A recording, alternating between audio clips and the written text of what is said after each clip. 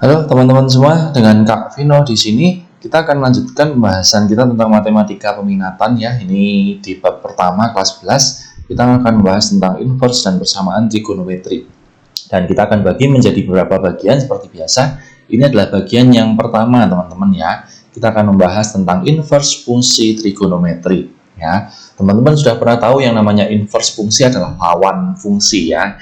Jadi jika kita punya Y sama dengan sin X, maka fungsi inversenya itu adalah X sama dengan sin pangkat min 1 dari Y. Artinya kita mencari sudutnya seperti itu. Nah, tentu saja nilai fungsi sin X itu pasti di antara minus 1 sampai 1. Kemudian begitu juga dengan cos, itu fungsi inversenya juga menjadi disebutkan sebagai cos pangkat min 1 dari Y gitu ya. Nah, kemudian untuk tangen sama, hanya saja kalau tangen itu nilainya adalah dari minus tak hingga sampai tak hingga. Ya mungkin ini definisi aja teman-teman.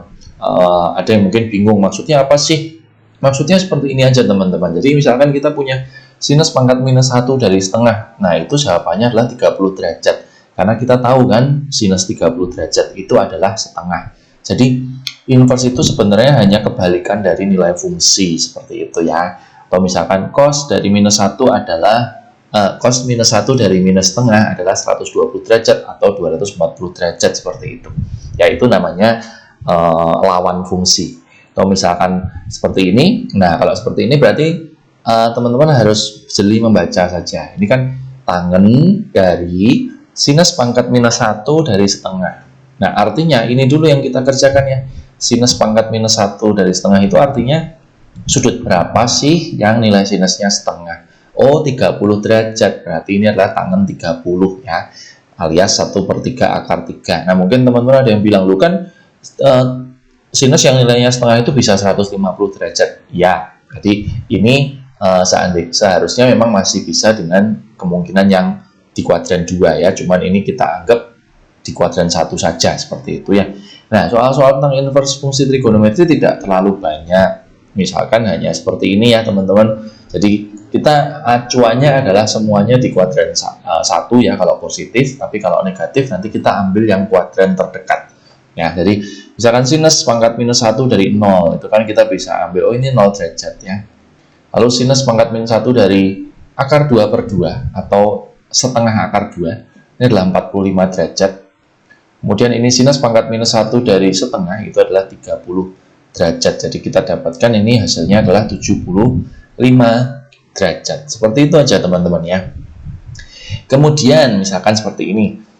Jika diketahui sin A sama dengan 3/5, nilai tangen dari sin pangkat minus 1 3/5. Nah, ini tuh maksudnya kan seperti ini teman-teman. Jadi sinus pangkat minus 1 dari 3/5. Nah, 3/5 itu kan sudutnya nggak tahu, tapi di sini sudah diberitahu bahwa sinus A-nya 3/5. Berarti ini bisa kita gantikan sebagai sudut A. Berarti maksudnya ini adalah kita mencari tangen A-nya itu berapa. Nah, soal seperti ini paling sederhananya adalah kita bisa gunakan segitiga siku ya. Jadi ini misalkan A. Nah, sinus itu kan depan per miring. Sehingga di sini adalah 4. Sehingga kalau kita mau mencari tangen, maka kita tinggal gunakan depan per samping ya. Jadi kita dapatkan 3/4 seperti itu ya. Oke, lalu kemudian nih ya, cos dari sinus pangkat minus 1 2/7. Nah ini teman-teman, ini kita nggak tahu sudutnya berapa, tapi caranya adalah kita buat segitiga siku-siku dulu. Anggaplah ini adalah sudut alfa ya, jadi ini tuh adalah sudut alfa gitu ya. Nah, kita punya nilai sinus ya. Sinus adalah depan per miring. Jadi 2/7. Sehingga di sini kita bisa dapatkan akar 49 dikurangin 4 ya. 45. 45 itu bisa kita sederhanakan menjadi 3 akar 5. Nah, artinya ini yang dicari itu adalah cos alfa.